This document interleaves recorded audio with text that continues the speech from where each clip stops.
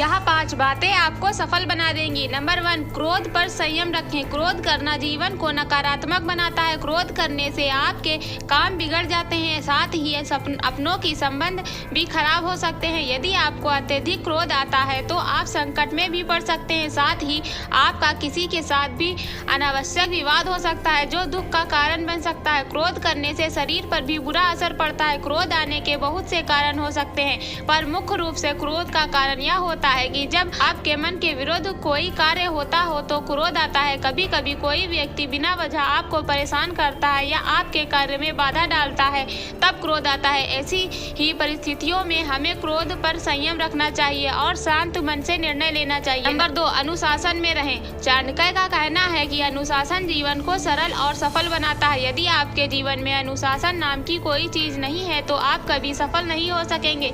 अनुशासन इसलिए जरूरी है क्योंकि जब आप अनुशासन में रहते हैं तो आपकी एक अलग ही छवि निखर कर आती है जो लोग को काफी प्रभावित करती है। साथ ही समय के महत्व को समझने में अनुशासन का साथ होता है। जीवन को अनुशासन के साथ व्यतीत करने में कभी भी कठिनाई नहीं होती है। आपको केवल अपने मन को शांत रखना है और किसी भी परिस्थिति में इस संकल्प को नहीं भूलना है कि हमें अनुशासन का पालन करना है। नंबर 3, आलस है सफलता का दुश्मन। आलस आपके जीवन को बर्बाद कर सकता है। यदि आप समय पर अपने कार्य पूरे नहीं करेंगे तो आप समस्याओं से घिर जाएंगे।